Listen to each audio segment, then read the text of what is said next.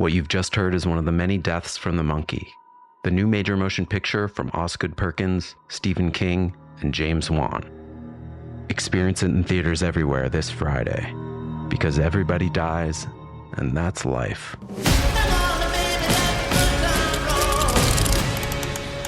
Let's have some fun. Hey everyone, and welcome back to Big Mad True Crime, where we get big mad over true crime. I'm your host, Heather Ashley, and today's case is out of Colorado Springs, Colorado. Small talk sucks, so let's dive in.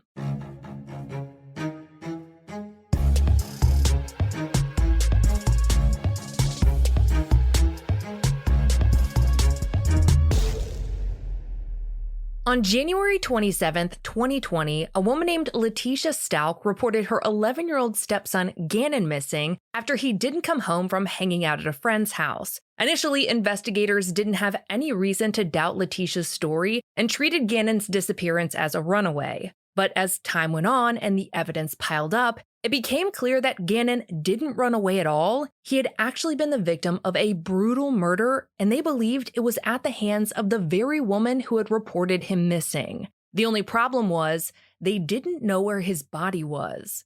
Investigators started following Letecia's every move in hopes of finding Gannon's body, but no matter how many times they searched areas Letecia was known to have gone, they couldn't find him anywhere. Letecia could feel authorities closing in on her, so she fled the state, and this seems frustrating, and it is, but at that point, law enforcement couldn't force her to stay. She hadn't been charged with anything at that point. Investigators continued the search for Gannon while simultaneously building their case against Letecia. By March 2nd, they still hadn't found Gannon's body, but they did have enough evidence to charge her with first-degree murder. They tracked her down to South Carolina and took her into custody. On March 18th, more than 2 weeks after Letecia's arrest, the body of 11-year-old Gannon Stauch was found. But not in Colorado and not even in South Carolina. His body was found in a suitcase under a bridge in Florida. An autopsy confirmed to investigators that Gannon had, without any doubt, been murdered, and those first-degree murder charges against Letecia weren't going anywhere. Letecia has pled not guilty by reason of insanity. After years and years of delays, her trial has finally begun, and jury selection started back on March 20th, with opening arguments scheduled to begin a week from today on April 3rd. But with her trial looming after all of this time and so many requests to cover Gannon's case, I wanted to give you guys an episode where I break down all the evidence authorities have against Letecia, and spoiler alert, it is a lot. Let's start all the way back in September of 2008 when Gannon Stauch was born. Gannon was born in Horry County, South Carolina, and was this adorable, happy, and smiling kid that his parents could not get enough of. Fast forward to 3 years later, and Gannon gained a little sister, little baby Olivia. Not long after Olivia's birth, things started to fall apart between Gannon's parents, who wound up separating. In time, Gannon's father, Al, started dating a woman named Letecia, and the two got married in January of 2015. While Letecia became the wicked stepmother of the East to 6-year-old Gannon and 3-year-old Olivia, Al became a solid stepfather to Letecia's 12-year-old daughter, who we'll call Holly. Al and Letecia never had any biological children together. At the end of 2018, the Stauch family moved to Colorado Springs, Colorado, and settled in a cute little 4-bedroom house. It was your typical suburban home in a neighborhood that would rival Pleasantville. The houses were brightly colored, big, stacked in neat little rows with sidewalks for as many leisurely strolls as your suburban heart can handle. It's the perfect place to raise a family, and I mean it with every ounce of my being, that this is the last place you would ever expect anything bad to happen. By the time January of 2020 rolled around, Letecia and Al had officially been married for 5 years, and while that might seem like a milestone, things did not seem to be going well. According to an arrest affidavit, Letecia had been making Google searches for things like, "Husband uses me to babysit his kids. Are there any free money to move away from bad situation? Sent my husband sexual messages and he ignores them. Make my husband want me more. find a new husband, and find a guy without kids. It doesn't take a rocket surgeon to deduce that Letecia wasn't happy about the amount of time she spent taking care of Al's 2 kids, and that level of unhappiness escalated by the end of that month when Al had to go out of town for military training. On Saturday, January 25th, Al spent the night in Denver with plans to fly to Oklahoma the following day for training. He was in the National Guard, and it's unclear how long he was supposed to be gone for, but generally it varies between 3 days and 14 days. While Al was preparing to do all the military things, Letecia partook in her favorite pastime, thumbing around on Google. She searched things like, find real military singles. I'm overdoing all the work for my stepkids and their mom doesn't help. I wonder if my husband's ex-wife is sending me a Valentine's card since I raise her kids. One day, some people will wish they treated you differently. And find me a rich guy who wants me to take care of his kids. So let's analyze this for a second. First of all, she treats Google like it's a diary and not a search engine. And second, she clearly has no problem watching someone's kids so long as they're rich. But she really must like the military aspect because she wants some military singles in her life. But let's go on. The following day, March 26th, Al flew to Oklahoma and Letecia spent, you guessed it, more time on Google. Looking up things like, it's crappy some parents don't care for their kids or buy them presents, and parents are those who put kids before their nails. That night, Letecia texted Al and told him that Gannon had had a stomach ache for most of the evening. Just after midnight on what was now Monday, January 27th, Letecia headed back to Google, but this time, instead of petty baby mama memes and military singles, her searches seemed to be about an accidental fire. She typed in, my son burned the carpet, how do I fix it? Smoke from fire effects, will humidifier help?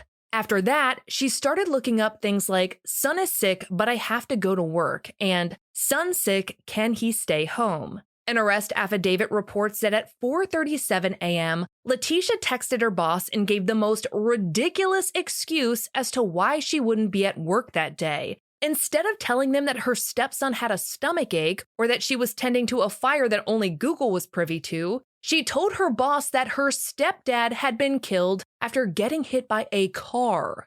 At some point that morning, Letecia called Gannon's school to report him absent. The school marked the absence as excused, and Letecia let Al know that Gannon was staying home sick for the day. The other kids went about their Monday as normal. 8-year-old Olivia went to her school, and 17-year-old Holly went to work at Massage Envy. At 8:13 a.m., Letecia took a photo of Gannon sleeping in his bed next to his Nintendo Switch and sent that picture to Al. 2 hours later, at 10:16 a.m., a neighbor's surveillance footage shows what appears to be Letecia and Gannon getting into Al's Nissan Frontier and leaving the house. That particular neighbor lives several houses away from the Stauchs, so the video isn't exactly the clearest, but it was something. At 10:37 a.m., a text from Gannon's phone was sent to Holly's, Letecia's 17-year-old daughter, and it read, Tisha left her phone at home. If you need her, text me. At 11:22 a.m., Letecia made a purchase at Petco, which was about a 30-minute drive from the Stauch home. Gannon wasn't seen on any of the surveillance footage from the store. More than likely, he waited in the car. For the next 2 hours, Letecia and Gannon's whereabouts are unknown. But at exactly 1:22 p.m., Letecia was seen back at the same Petco making another purchase. Gannon was again not seen on any of the footage. Roughly 20 minutes later, someone conducted an internet search on Gannon's phone. It was for, can my parent find my cell phone, period, if it's off? According to an arrest affidavit, because the person using the phone used a period instead of a space, it's believed that the search was not made by Gannon. They believe it was Letecia using Gannon's phone because she had an obnoxious habit of using periods instead of spaces. In fact, she did that in 44% of her searches. After Letecia searched for, can my parent find my cell phone, period, if it's off, she learned that the answer depends on what method is being used to track the phone. Find My iPhone, Life 360, and other similar tracking programs have different features, though from everything I've found, it seems like it comes down to only being able to determine the last location of the phone before it was turned off. Side note, after Gannon was reported missing, his phone was actually found at the house, which led investigators to believe that based on the Google searches, Letecia didn't feel safe enough to get rid of his phone. Letecia and Gannon returned home at 2:19 p.m. In that neighbor's faraway surveillance footage, it looked like only Letecia exited the Nissan Frontier because the video isn't clear enough to know for sure. It was a huge debate when the case was happening in real time. However, according to the arrest affidavit, investigators do believe that Gannon returned home with Letecia at that time. What happened after they got home and went inside is somewhat a mystery. Investigators know two things for a fact. One, Letecia did not unlock her phone until 2:45. That's 26 minutes after she got home. The second thing they know is that the family's security system showed motion activity in both the upstairs and downstairs during those 26 minutes. According to an arrest affidavit, investigators believe that Gannon was killed during that 26-minute time frame.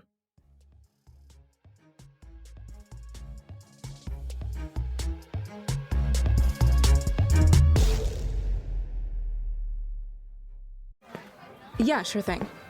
Hey, you sold that car yet? Yeah, sold it to Carvana. Oh, I thought you were selling to that guy. The guy who wanted to pay me in foreign currency, no interest, over 36 months? Yeah, no. Carvana gave me an offer in minutes, picked it up, and paid me on the spot. It was so convenient. Just like that. Yeah? No hassle. None. That is super convenient. Sell your car to Carvana and swap hassle for convenience. Pickup fees may apply.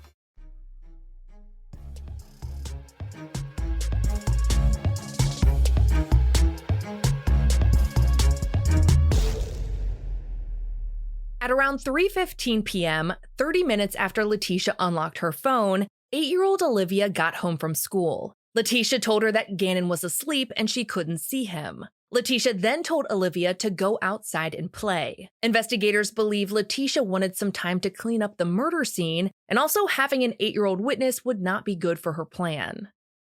At 3:55, Al shot Gannon a text that said, "Hey, buddy," but Gannon never opened the text, nor did he respond. About an hour later, Letecia's daughter Holly got home from work, picked up Olivia, and left the house. Shortly after leaving, Letecia texted Holly and asked her to pick up the red flag trio: trash bags, vinegar, and baking soda. Holly did what her mom asked and brought the cleaning supplies home. Over the next few hours, there was a major increase in activity on the Stauch's home security system. Much of that activity was focused on the basement, which is where Gannon's room was. Investigators believe Letecia was cleaning up the crime scene during that time.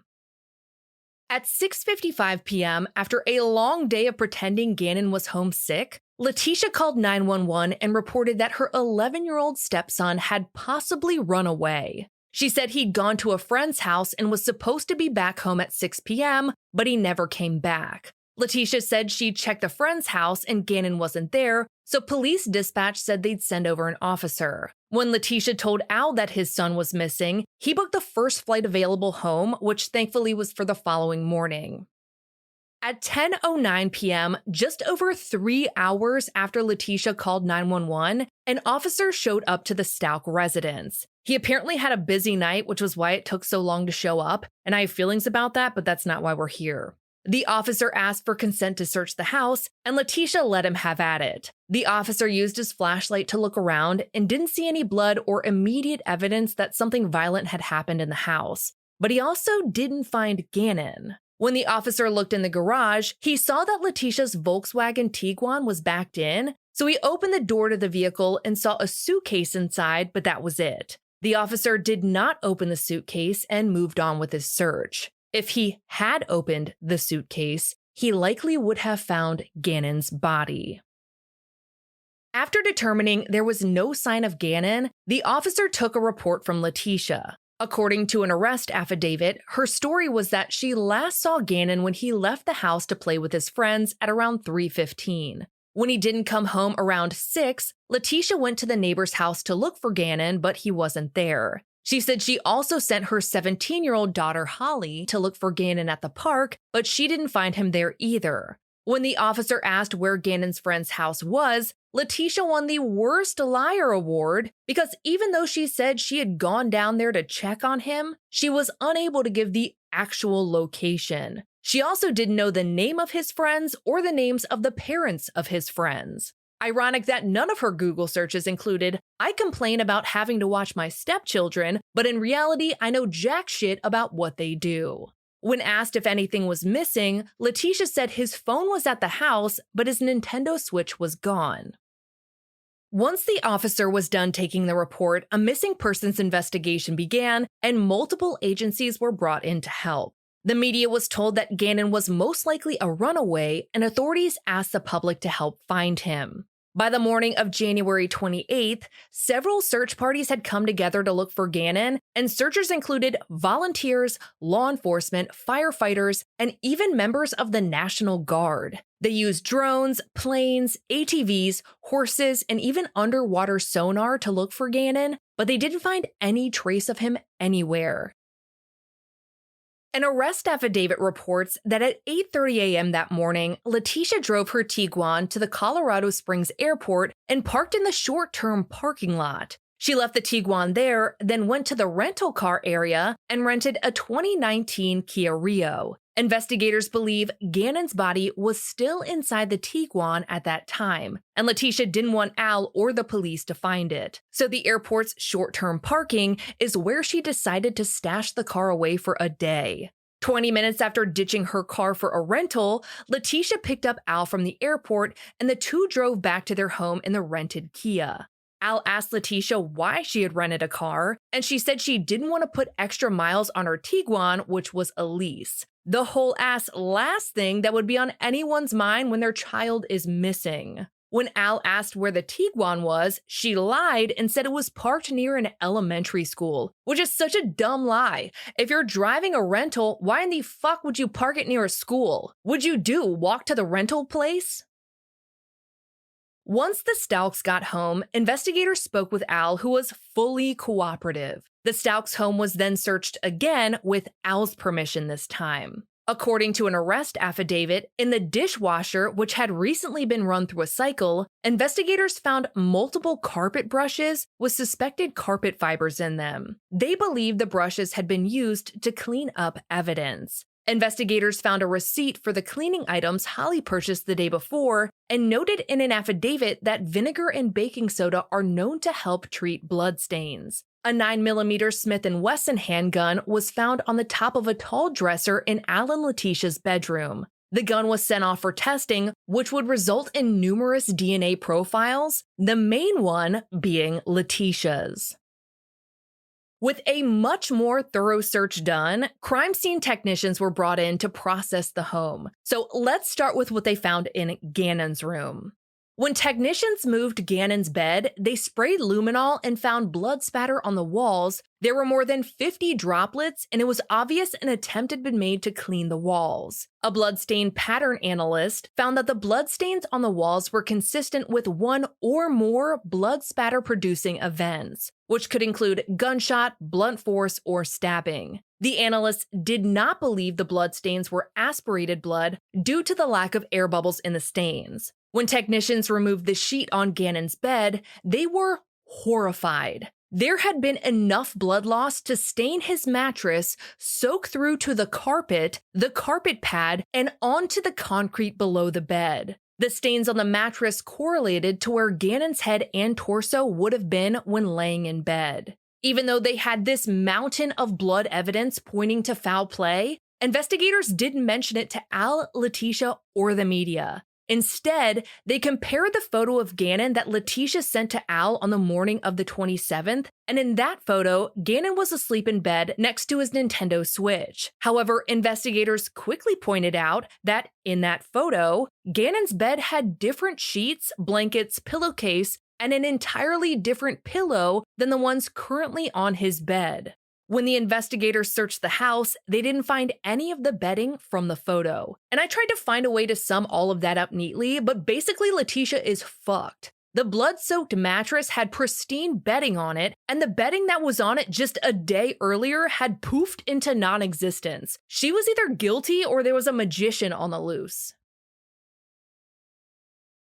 According to an arrest affidavit, technicians continued searching the house with luminol, and they found a trail that told one hell of a tale. There was blood in the hallway outside of Gannon's room leading to the utility room, which was right next to his. They found blood in the utility room itself and on the staircase leading upstairs from that utility room. On the landing at the top of the stairs, they also found blood. From the landing, there was a pathway to the garage where blood was also found. Along with that, they found blood on the garage floor under where the Tiguan had been parked the day before. Based on the trail of blood, it appeared that Letecia had killed Gannon in his bed, put his body inside a suitcase, then dragged the suitcase out of the bedroom, into the utility room, up the stairs, into the garage, and finally into Letecia's Tiguan. No one could search the Tiguan because it wasn't at the house. However, the Frontier Letecia had been driving on the 27th was searched, but no blood was found.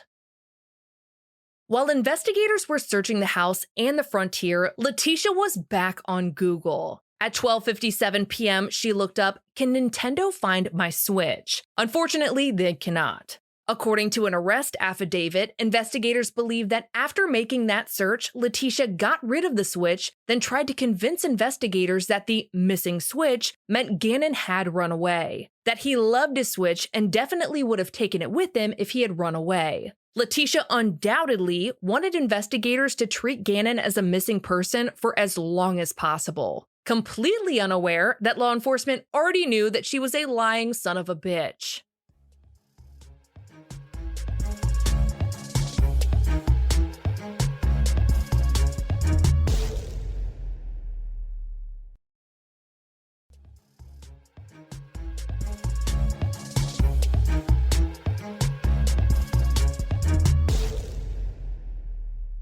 At around 4 p.m., investigators asked Letecia for Gannon's toothbrush to get a sample of his DNA. Minutes later, Letecia was confiding in her best friend Google, searching, "They are asking for our son's toothbrush, but said nothing is wrong." That roughly translates to, "Oh shit, I think they know." At around 4:30 p.m., Letecia texted Al saying, "Something isn't right. I think they are hiding something." Al asked her, "Who? The police?" Letecia responded with, "Yes, they asked for toothbrushes." Al said, "What do you think they're hiding?" It's at this point in the investigation that Letecia started getting evasive with detectives. She avoided speaking to them one-on-one and was, quote-unquote, difficult at best to track down. Investigators could only reach her via the phone and would say that she didn't want anyone going to her home. At this point, investigators were onto Letecia and had their obvious suspicions that she may have killed Gannon, but they played it cool and they didn't let her know that they were onto her. At 7 p.m. that evening, the 28th, Letecia went to pick up her Tiguan, which was still parked at the airport. Before leaving the parking lot, she disconnected her phone from the cellular network by putting it in airplane mode. She literally put her phone in airplane mode while leaving the airport. Nothing suspicious going on, nothing at all. She was acting completely normal, and the last sentence was a lie. Unfortunately for Letecia, and fortunately for everyone else, she was an absolute moron. According to an arrest affidavit, GPS records from the Tiguan picked up her phone's slack. The car showed that Letecia drove around for more than 2 hours before she decided to stop in the rural area of Highway 105 and South Perry Park Road, which is about an hour north of the airport. Letecia stayed in that area for around 15 minutes. Even though Gannon was found in Florida, investigators do believe she hid Gannon's body during that time, and we'll get deeper into that as this episode goes on. At around 9:45 p.m., Letecia got back on the road again. She stopped in an area near the shops at Briargate and connected to a Wi-Fi network. She then started communicating with her 17-year-old daughter, Holly, who was at home. According to an arrest affidavit, Letecia also texted an investigator who was working on Gannon's case. At that point, she thought she was a suspect even though no one had told her she was. She texted the investigator, "What do you want from me? Because I have nothing. One of your very own leaked on me what you guys were doing. I did nothing and/or am being set up. I'm not really even sure other that being told that by another blue with El Paso. I was told I couldn't go home to sleep, and on top of that, men were sent to a home with a minor female, and she was forced to stay there, not to even leave for food. Every conversation that said, even at this moment, I can hear inside. What do you want from me? And no, I have absolutely no idea what any of that said. It makes absolutely no sense, and recording that was like trying to read a bowl of alphabet soup that had been dropped on the floor. The investigator responded, "Come in to talk to me. I would just like information to find Gannon." He asked Letecia to come into the station the following morning, and in whatever blubbering stupor she was in, she agreed to meet with him at 10 a.m. After texting the investigator, Letecia drove to the Massage Envy where Holly worked. She then texted Holly, who was still at home, and asked her to come pick her up. Holly left the house and drove to the Massage Envy, picked her mom up, and they left the Tiguan in the parking lot overnight. They got back to the Stauch home just before 1:30 a.m. At around 9 a.m. the following morning, which was now January 29th, Letecia returned the Kia to the rental place. Holly then picked Letecia up and drove her to the Tiguan, which was still at the Massage Envy. Letecia was supposed to meet with investigators at their agreed time of 10 a.m., but instead of heading straight there, she took the Tiguan to a car wash. If you're late to a police interview because you're getting your car washed, there's a solid chance you've committed a crime. She didn't get to the station until around noon, so let's make that a 2-hour car wash. According to an arrest affidavit, she showed up driving the Tiguan, which was still wet. Investigators took Letecia inside for questioning and seized that freshly cleaned car, which we'll come back to in a minute. When investigators started interviewing Letecia, it got real weird real fast. The girl brought along several pieces of notebook paper filled with handwritten notes. During the interview, Letecia asked investigators if she could just read from her notes. She didn't want to answer questions without looking at the notes. Car wash before police interview, suspicious. Wanting to read your notes during said interview, laughably suspicious, but go on. Investigators allowed it, and she would frequently refer back to her notes when she was asked a question. Unfortunately, investigators were never able to seize those documents. The story Letecia told investigators during that interview was completely different than the one she told when she reported Gannon missing. This one involved kidnapping, rape, and an intruder. Letecia's new story was that a man named Eduardo had raped her, then took off with Gannon. Letecia said she met Eduardo the day before. She explained that Gannon had knocked over a candle on the 26th, causing the carpet to burn. After that incident, she drove around the neighborhood where residential construction was taking place. While doing this, she met Eduardo, who was working on a house. Letecia described Eduardo as being a Hispanic male with brown hair and brown eyes, but that's all she could say. She couldn't provide any specific identifying information about the man. Letecia told investigators that after she met Eduardo, she asked if he would repair the carpet in her home, because that's how construction works. You just go up to someone working on a house, ask for someone to fix the carpet, and boom, you have a deal. Letecia said he agreed, so she gave him her garage code. Dude, even in her imagination, she's an idiot. Nonetheless, she says they agreed he would repair the carpet while she was shopping the next day. Letecia said she got home at around 2:30 p.m. on January 27th. She disarmed the security system, then went into the basement. Once she was downstairs, she realized Eduardo was there and said he attacked her and pointed a gun at her. After Eduardo held her at gunpoint, he allowed her to go upstairs to meet her stepdaughter Olivia, who had just gotten back from school. Letecia sent Olivia outside to ride her bike, then went back down to the basement where she claimed Eduardo raped her. She said that happened between 3:30 and 4:30 p.m. Letecia said that during that time, she believed she may have hit her head and blacked out, but investigators noted a total of 0 injuries to Letecia's head.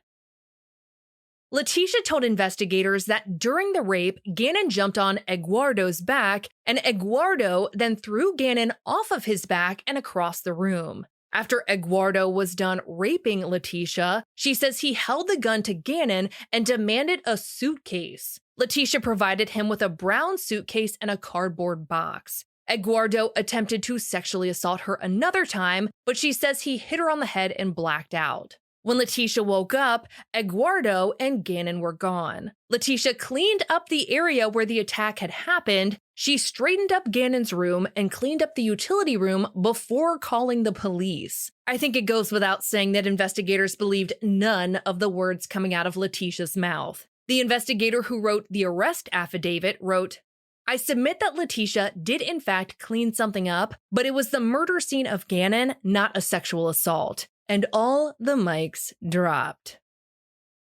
Towards the end of the interview, Letecia said she wanted to leave, but investigators were not about that life. She might have showed up on her own accord, but she was gonna stay. They seized her phone and detained her while they applied for a search warrant to get a sample of her DNA. Naturally, Letecia started stuffing tissues in her pants and said she was having chest pain and shortness of breath. Investigators immediately requested medical assistance and paramedics arrived. According to an arrest affidavit, while they were still at the station, Letecia gave appropriate responses to the paramedics' questions, but on the way to the hospital, with investigators riding in the ambulance with her because she wasn't going to get away that easily, she was unresponsive to questions by medical personnel. When they got to the hospital, she seemed to make a miraculous recovery, which is easy to do when you're fine. Letecia was examined and found to be completely okay. Since she had claimed to have been raped, she was offered the chance to undergo a rape kit, which she declined.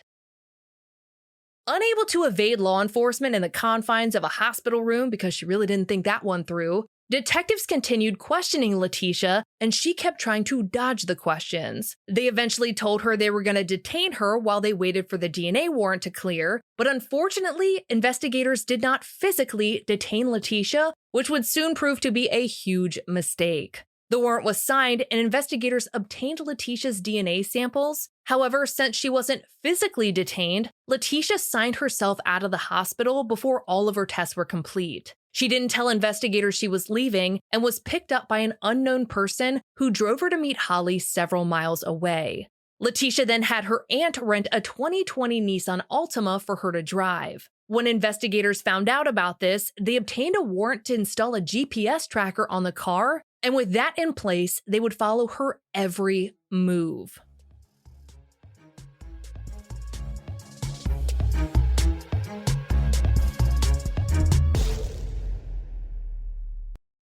Your old or broken phone can let you down, but at Verizon, trade in any old phone from our top brands and get iPhone 16 Pro with Apple Intelligence with a new line on My Plan and iPad and Apple Watch Series 10. After all, you don't want your old phone to die on you when you're lost. Perfect. Or for your broken phone to glitch at the worst possible time. Hey, can I get your number? Oh. Trade in your old phone for a brand new iPhone 16 Pro, iPad, and Apple Watch. Visit Verizon.com today. Additional terms apply. Service plan required for Apple Watch and iPad.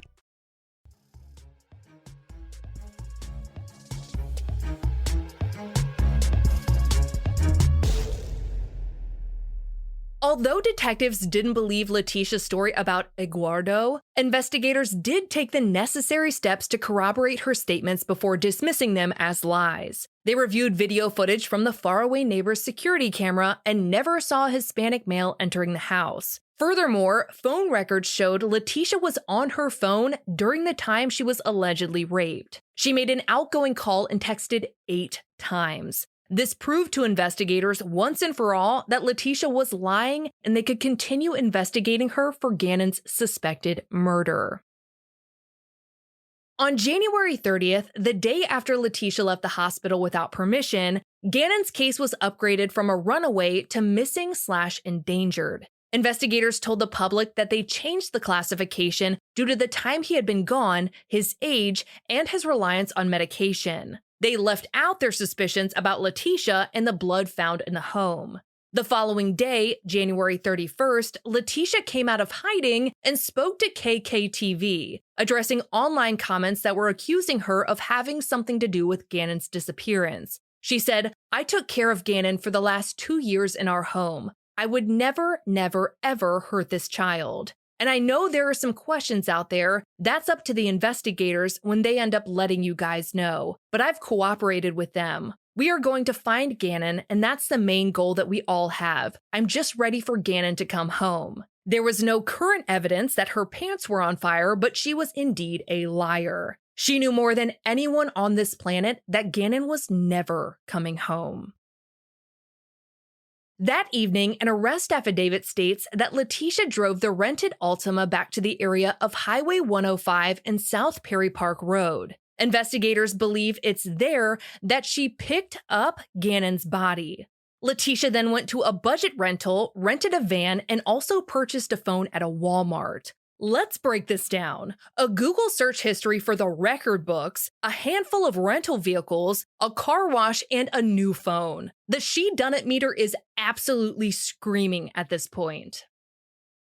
The following day, February 1st, Letecia and Holly left Colorado in the budget van. Gannon's body was with them. It's unclear when investigators found out Letecia had fled the state, but she and Holly would eventually make their way to South Carolina. That same day, investigators went over Letecia's seized Tiguan with luminol. They found traces of blood on the rear of the vehicle, rear passenger seat, front passenger seat, and an area near the glove box. Investigators also seized and searched the Kia Letecia had rented on the 28th.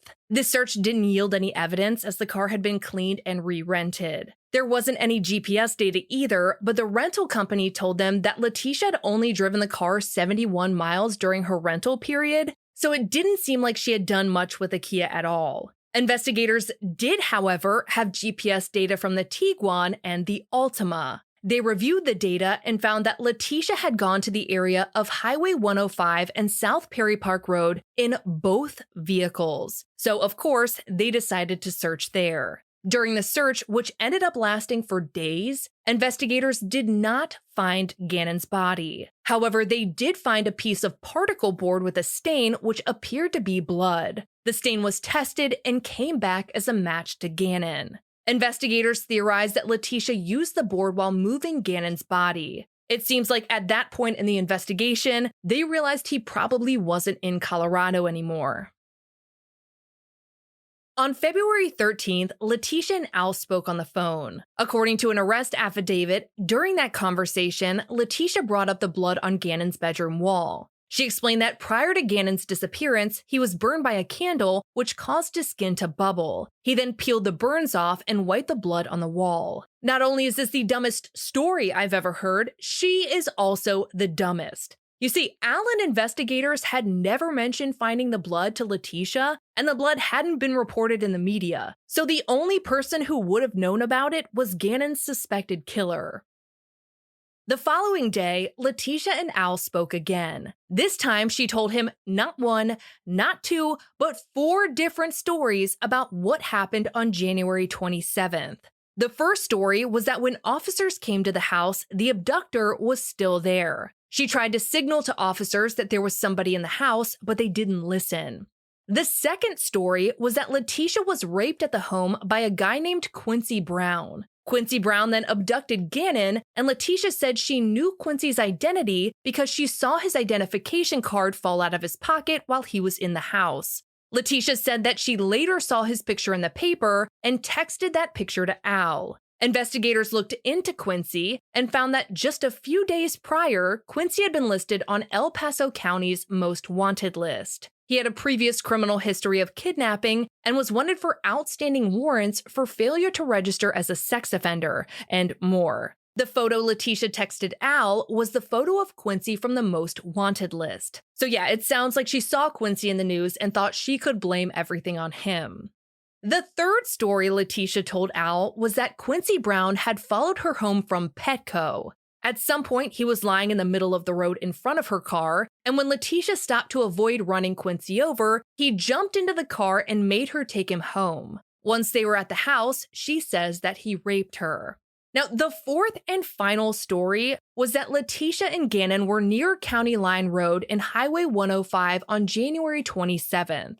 Gannon was riding a bicycle in the area and fell off, hit his head, and then was abducted by Quincy Brown. In this version of events, Quincy Brown was driven by a man named Terrence. What investigators were really interested to hear about was that Letecia mentioned Highway 105 to Al at all. They believed that she read in the news that investigators were searching that area for Gannon. She likely knew that investigators had found out she'd been there a few times, so she wanted to explain it all away.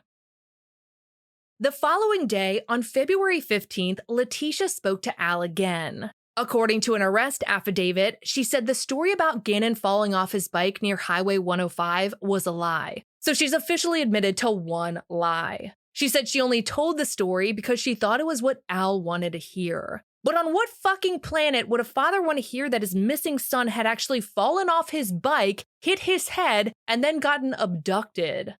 Letecia said that the truth was that the blood in the corner of Gannon's room was a combination of hers and Gannon's. In this explanation, which I hate even reading, she stated that an abductor anally penetrated both her and Gannon with an object. Letecia also said she was tied up at some point during the abduction, and the abductor was still present during the officer's walkthrough.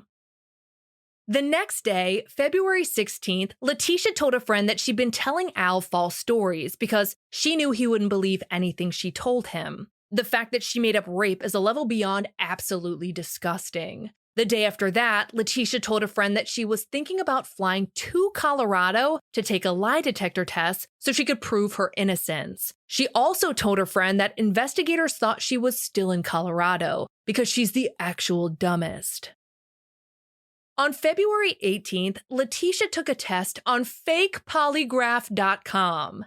This website allows people to choose their own questions and results. Then the website sends a fake polygraph test certification saying the person passed. The fact that there's a whole group of people who not only search for shit like this but think they're being clever about it blows my mind. But according to an arrest affidavit, Letecia filled out the question and answer section with 3 questions regarding Gannon's disappearance. The questions being, did you participate in any way in causing harm to your stepson? Answer, no. Did your stepson return with you to your home? Answer, yes. Did you participate in any way in causing the death of your stepson? Answer, no. After filling out the questions and answers, Letecia paid for the test with actual money. She never received the results, so she called the company to see why and was informed that management had blocked the certification because she had asked questions related to illegal activities. Even the fake polygraph people have boundaries.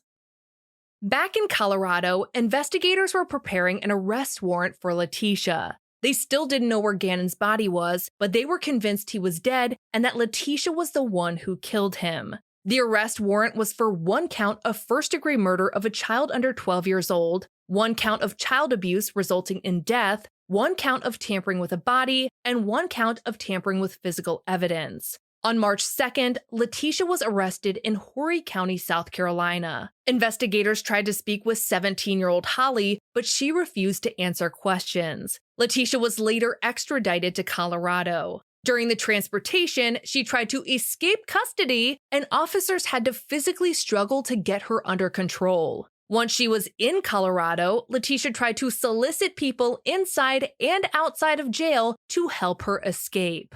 On March 5th, Al filed for divorce.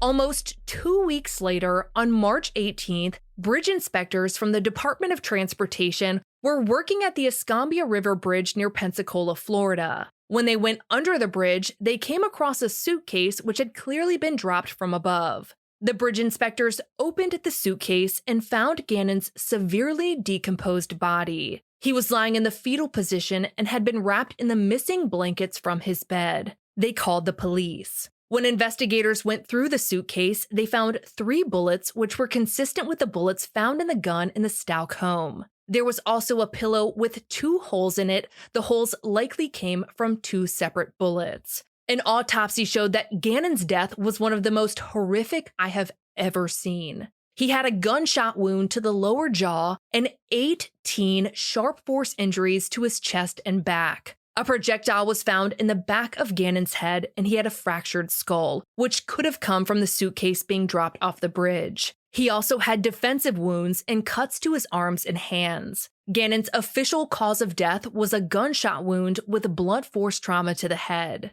Investigators worked backwards to try and figure out when exactly Gannon's body had been left under that bridge. They found out that just after midnight on February 4th, Letecia and Holly stopped in Pensacola and stayed at a hotel that was about 3 miles from the bridge. They theorized that at some point, Letecia took the suitcase with Gannon's body to the bridge and threw it off of the side. Following their stay in Florida, she and Holly went to South Carolina, where they remained until Leticia's arrest. On March 20th, more charges were brought against Letecia. She now faced 2 counts of first-degree murder, one for regular murder, and the other for murdering a child under 12. 1 count of child abuse resulting in death, 1 count of tampering with a body, and 1 count of tampering with physical evidence. On top of that, there were 8 enhancements for a crime of violence. And I feel like violence is an understatement at this point.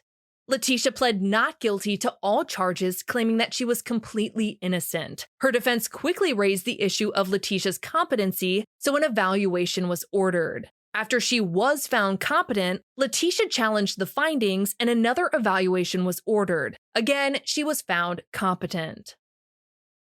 For the next 2 years, Letecia found various ways to delay her trial. In 2021, Letecia decided she wanted to represent herself, which the judge ultimately agreed to. But a few months later, Letecia realized that she needed an attorney, so she wrote a letter to the judge asking for a public defender. Her request was again granted. In February of 2022, Letecia switched her plea to not guilty by reason of insanity. The change in plea meant that Letecia needed to undergo a mental health evaluation to see if she was indeed insane at the time of the murder. The only way an insanity plea will work is if she can prove that at the time of the murder, she didn't know right from wrong. The fact that she went to the lengths that she did to throw off the investigation alludes to the fact that she was well aware that what she was doing was wrong and shits all over her insanity defense.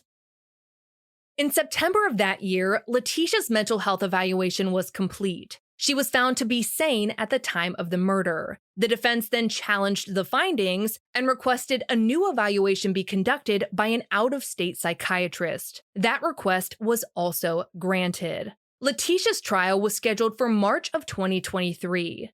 As of this recording, the defense is still waiting on the mental health evaluations report to be completed. Jury selection is scheduled to begin on March 20th, with a presentation of evidence starting on April 3rd. The trial is expected to last 6 weeks. If found guilty, Letecia faces life in prison.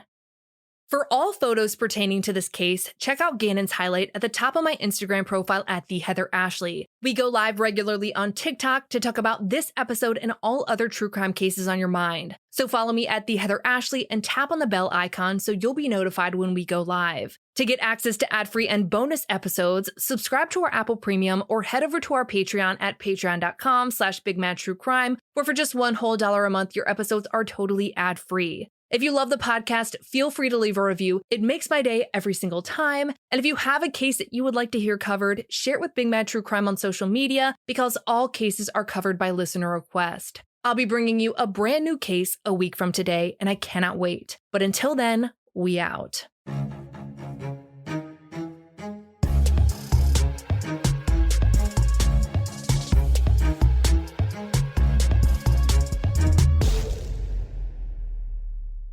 We are officially at the end of the episode, and as always, it is time to share a review that made my entire day. This review comes from Ed2108. It says, I listen to many podcasts, but BMTC is hands down my absolute favorite. Heather gets straight to the point, and her storytelling is masterful. Each case is thoroughly researched and told in a way that only Heather could tell it. Her passion for victim advocacy is apparent, and so is her heart. When I first found BMTC, I totally binged until I listened to every single episode. Thank you, Heather, for taking the time to stand up for the victims and tell their stories, and for opening your heart to us all. It is a privilege to hear you tell their stories, and I feel honored to be a part of it. Ed2108, you have no idea how much these reviews mean to me. It is the nicest thing ever, people taking time out of their day to do something nice for me or anyone at all. It's just the best thing ever. And I love you guys. I can't thank you enough. And I will talk to you next week. Master of horror Stephen King raves about The Monkey. You've never seen anything like it. It's insane. The monkey that likes killing our family, it's back. Critics are calling it the most fun horror movie in years. It's a bloody, bloody, bloody fun time. Dad, I'm scared. I know. From producer James Wan and Longlegs writer-director Osgood Perkins comes the horror movie event of the year, The Monkey. Rated R. Now playing in theaters.